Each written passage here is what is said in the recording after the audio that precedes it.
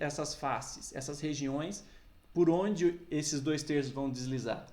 Se tiver expulsivo ou paralelo com o nosso plano guia, ok. Se tiver retentivo, a gente pode reorganizar a nossa mesa de forma a fugir dessa retentividade, ou então a gente prepara e também faz um desgaste, deixando como se fosse paralelo, né? Deixando paralelo ao plano guia.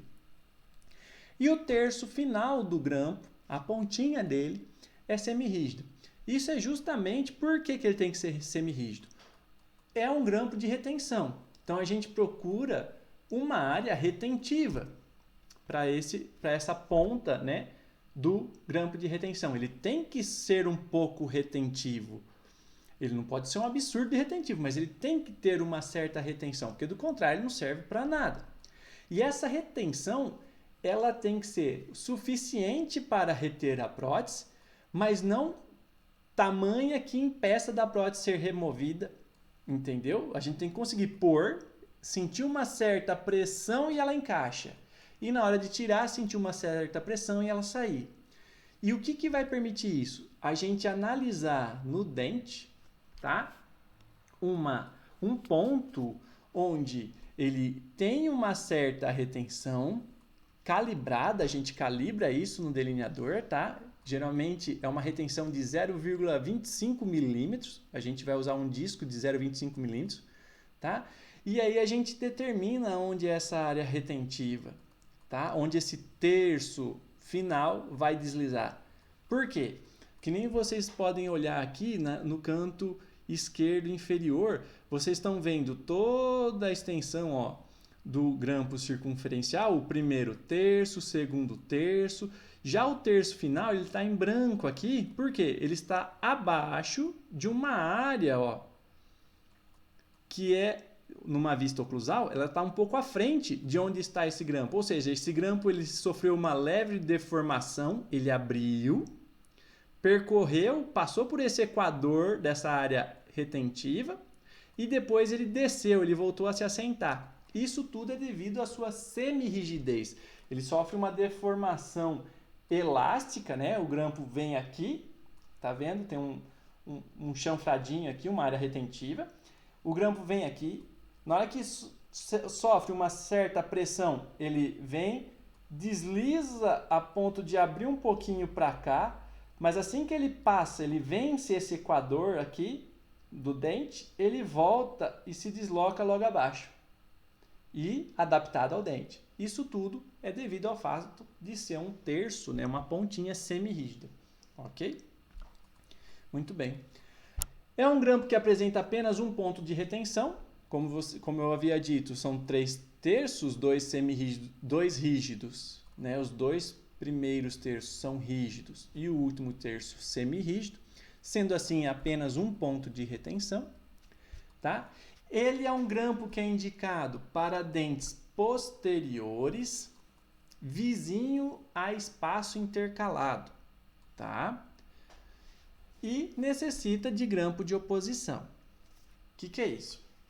Como vocês podem ver aqui nesse desenho aqui embaixo, de novo, né, no canto inferior esquerdo, vocês podem notar que tem aqui um grampo que é o circunferencial, que está percorrendo aqui a face vestibular, mas também tem uma outra estrutura que está passando por lingual. Esse é o grampo de oposição, que nós também vamos aprender sobre, tá? Qual que é a função do grampo de oposição? É como se fosse, gente, um alicate, tá? Ou uma pinça. A pinça só tem capacidade de reter ou segurar algo porque tem uma outra estrutura do lado oposto que serve de apoio, tá? Do contrário, faz de conta que perdeu essa ponta do alicate. Isso aqui não faz nada, tá? Um alicate, né? Com os 2 bicos é possível de apertar, segurar alguma coisa. Sem um dos bicos, ele não serve para nada. A mesma coisa é o grampo de oposição. O grampo circunferencial, ele depende de um grampo de oposição, tá? Senão ele não funciona. E aqui nesse desenho à direita, mostra também, né, Em que situação que esse grampo ele é indicado? Ó, dentes posteriores, então nós temos um molar e um pré-molar, são considerados dentes posteriores, tá? Posterior é tudo que for do canino para trás. Então, pré-molar e molar. Vizinho a espaço intercalado. Então, são dentes posteriores e tem um espaço intercalado aqui. Que tipo de grampo de oposição que nós vamos usar? Circunferencial. Tá certo? Saindo do grampo circunferencial, nós vamos para o grampo geminado. Qual que é a característica, tá, do grampo geminado? Assim como o grampo circunferencial, o grampo geminado nada mais é do que dois grampos circunferenciais unidos, tá? Então, praticamente, são as mesmas características, tá? Então, também é localizado na face vestibular, são dois grampos circunferenciais unidos, como eu já havia dito, tem sua origem no apoio oclusal, assim como o grampo circunferencial, deve cruzar a linha mediana dos dentes, tá? Dos dois dentes que eles vão se apoiar. Os 2/3 iniciais são rígidos e o terço final é semirrígido. Apresenta apenas um ponto de retenção por dente. O grampo em si terá dois, porque são dois grampos circunferenciais. Mas cada perninha do grampo vai ter apenas um ponto de retenção. Como vocês podem ver aqui, né, nessa imagem logo abaixo, nós temos aqui, ó, duas perninhas por vestibular e apenas um pontinho de retenção por perninha, tá? Então, ele apresenta apenas um ponto de retenção por dente, mas o grampo, na hora que a gente olha o todo, acaba tendo 2 pontos de retenção.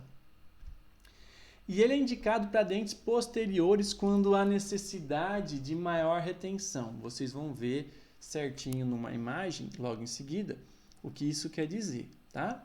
E também necessita de grampo de oposição, pelos mesmos princípios pelo qual o grampo circunferencial precisa de um grampo de oposição, tá? Aqui mais alguns exemplos, né, de como deve ser desenhado. Ele também cruza a linha mediana, sai do apoio oclusal. Vai ter 2 apoios, né? Porque cada apoio para um grampo. Precisa de grampo de oposição. Tem os 2/3 iniciais rígidos e o último terço semirrígido. E aqui, nesse arco à direita, né? Qual que é a ideia? Para mostrar para vocês em que situação que a gente desenha grampos geminados. Se vocês olharem esse arco, se a gente fosse pensar em grampos apenas nas áreas vizinhas ao espaço protético, aqui está faltando de lateral a lateral. O dente vizinho, logo em seguida, são os caninos. Se a gente colocasse grampo apenas no canino, né, nos 2 caninos, e mais nada, a gente teria apenas 2 pontos de retenção aqui e uma estrutura muito pequena. Tem risco de engolir. O paciente pode engolir essa estrutura. Além de ter pouca retenção, fica uma PPR pequena.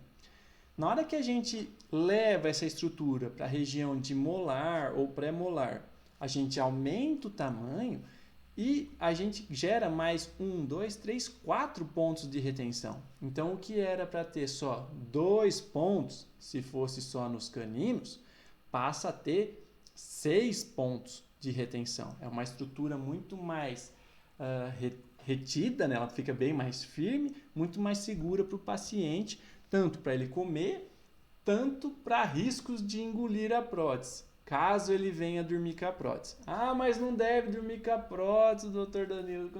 Sim, mas infelizmente os pacientes dormem. E pensando nisso, a gente tem que se prevenir e dificultar para que ele engula, tá? Então, mais uma vez, é um grampo circunferencial, 2 grampos circunferencial unido, né? O grampo geminado, e ele geralmente vai estar indicado para esses casos que a gente quer aumentar a retenção. Um outro grampo que existe, que vocês já viram até naquele arco que eu acabei de mostrar, é o grampo MDL modificado. Por quê? Até agora a gente falou de grampos para dentes posteriores. Mas e para para dentes posteriores vizinho a espaço intercalado? E grampo para dente anterior vizinho espaço intercalado? É o grampo MDL modificado, tá? Ele é um pouco diferente, ele é bem diferente, na verdade, do grampo circunferencial. Vamos às suas características. Tem sua origem no apoio oclusal. Bom, isso parece, né? Percorre toda a face lingual, ó, já começou a mudar. O grampo circunferencial, ele ficava por vestibular 99% das vezes, certo? O grampo MDL, ele vai sair por lingual, tá? Ele sai da lingual, não por vestibular. Então vamos lá. O grampo MDL, ele vai percorrer toda a face lingual, contornando toda a face até aparecer lá no primeiro terço vestibular. O que é isso? Se vocês olharem nessa imagem aqui abaixo, nós temos a face lingual, que seria um canino, tá? E aqui nós temos o apoio. O grampo começa a sair do apoio, percorre toda a face lingual, percorre a distal e ele vem aparecer aqui no primeiro terço vestibular. Então, olhando nesse esqueminha maior, a gente tem saindo do apoio, percorrendo desde a mesial, passando pelo terço médio, indo pelo terço distal, se estendendo ao primeiro terço vestibular, tá? E aqui, olhando numa vista vestibular, como que seria essa representação? O apoio está de um lado, o grampo se estendeu, passou por toda a lingual,